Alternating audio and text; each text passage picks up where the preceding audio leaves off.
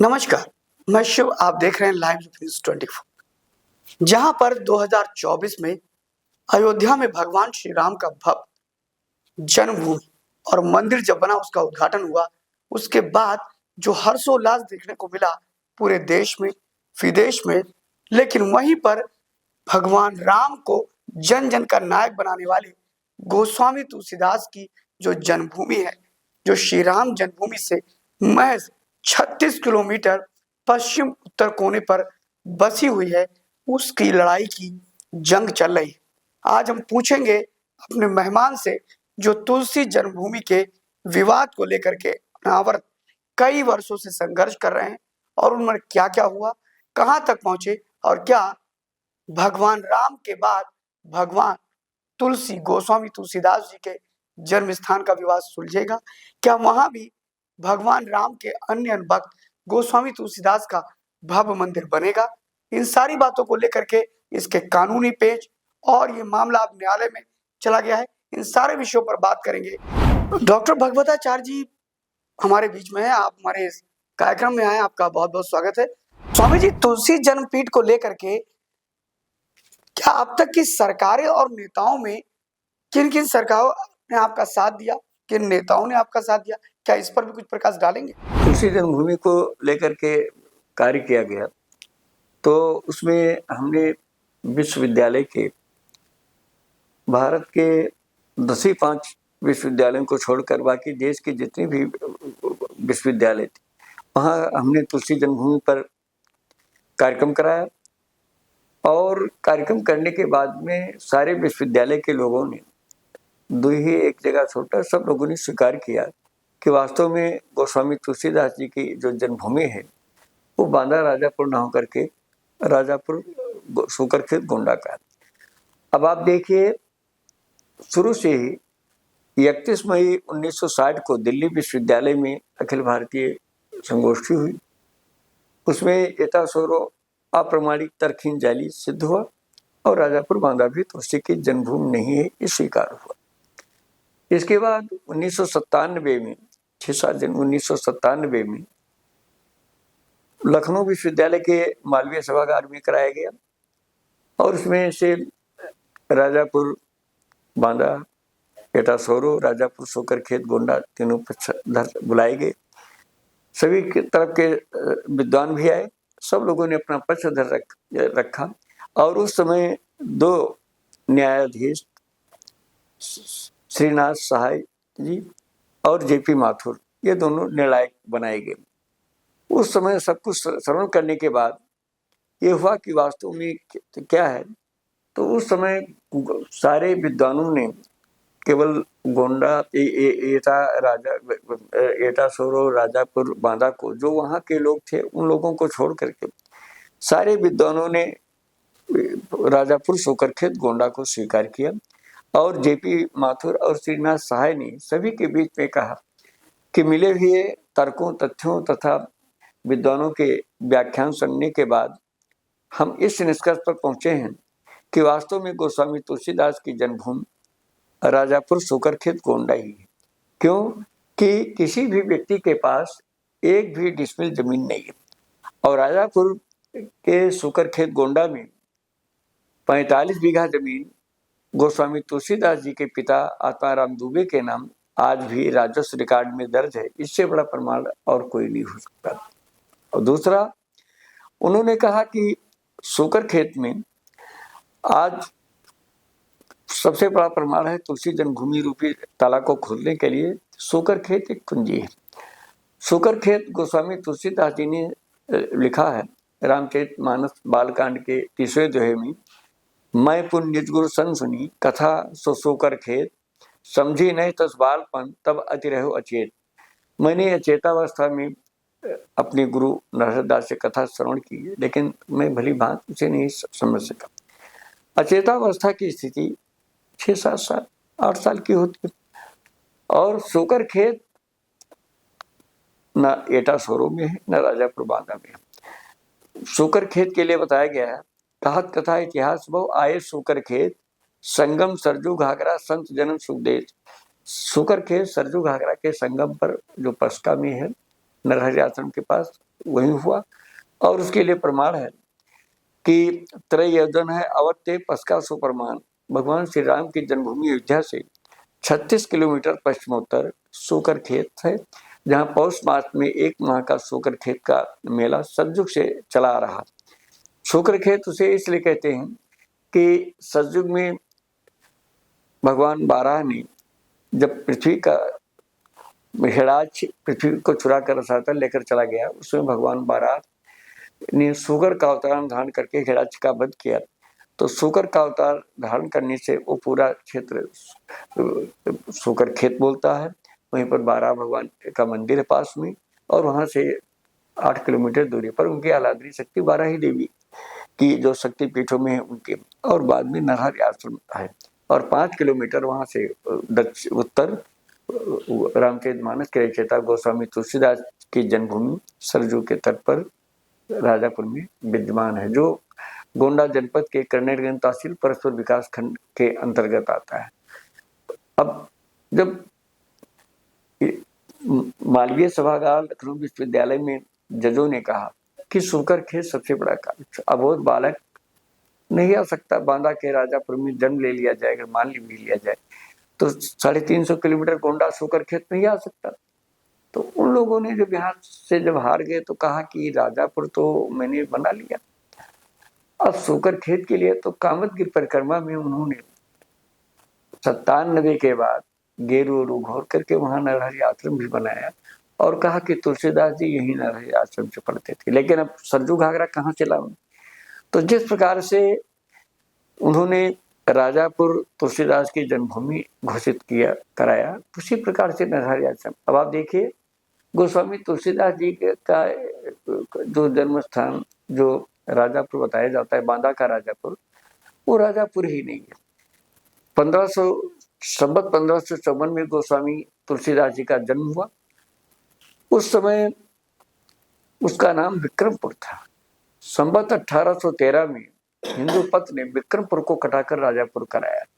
तो वहां न राजापुर है, न सूकर खेत है, न अवधी भाषा है, वहां की अवधी भाषा बुंदेली भाषा है, कोई भी प्रमाण वहां है ही नहीं। और इतना ही नहीं, बांदा का गजेटियर रिकॉर्ड रहा है। बांदा के गजेटियर में लिखा हुआ है, it is said in the reign of Akbar came to the jungle on the banks of the Jamuna where Rajapur now stands. कौन से तुलसी? कहा कि जो आथर ऑफ द रामायण, जो रामचरितमानस के आथर थे, रचयिता थे, तो कहा कि जब आकर के उन्होंने वहीं पर प्रार्थना और ध्यान किया तो वो केम पैदा नहीं हुए, वहां बांदा के राजापुर में आए। और imperial gazetteer of India volume Calcutta भी कहता है कि according to tradition the town was founded by Tulsidas the celebrated author of the Ramayana, कि तुलसी ने आकर राजापुर बसाया, तो जो जिसको बसाएगा वहां पैदा नहीं हो सकता। एक साथ दो गजेटियर दोनों काट रहे हैं कि राजापुर बांदा तुलसी जन्म नहीं लिए। जो लोगों को कंफ्यूजन हुआ, तुलसी 10 हुए, 10 नामधारी तुलसी में लोगों को ये भ्रम हुआ कि कौन से तुलसी? जो रामचरितमानस के रचयिता तुलसी थे वो गोस्वामी तुलसीदास जी। कलकुटिल जीव निस्तार हित वाल्मीकि तुलसी भयो, वाल्मीकि के अवतार गोस्वामी तुलसीदास। उनका जन्म अयोध्या से पश्चिमोत्तर 36 किलोमीटर और गोंडा मुख्यालय से 35 किलोमीटर दक्षिण रामचरितमानस के रचयिता गोस्वामी तुलसीदास की जन्मभूमि है। और वहीं पास में जन्मभूमि उनके गोस्वामी तुलसीदास जी का ननिहाल है। उन्होंने गोस्वामी तुलसीदास जी ने भगवान राम के स्थलियों को छोड़कर किसी नगर का दिल्ली में नहीं उल्लेख किया, केवल अयोध्या, चित्रकूट, काशी, प्रयाग, रामेश्वरम इत्यादि की वर्णन किया, लेकिन दिल्ली, मुंबई, कलकत्ता किसी नगर का उल्लेख नहीं किया। लेकिन एक नगर का उल्लेख किया।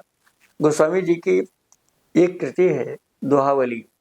दोहावली के 496 छंद में गोस्वामी तुलसीदास जी ने लिखा है, लही आंख कब आंधरे, बांझ पोत कब ल्याए, कब कोढ़ी काया लही, जग बहराइच जाए।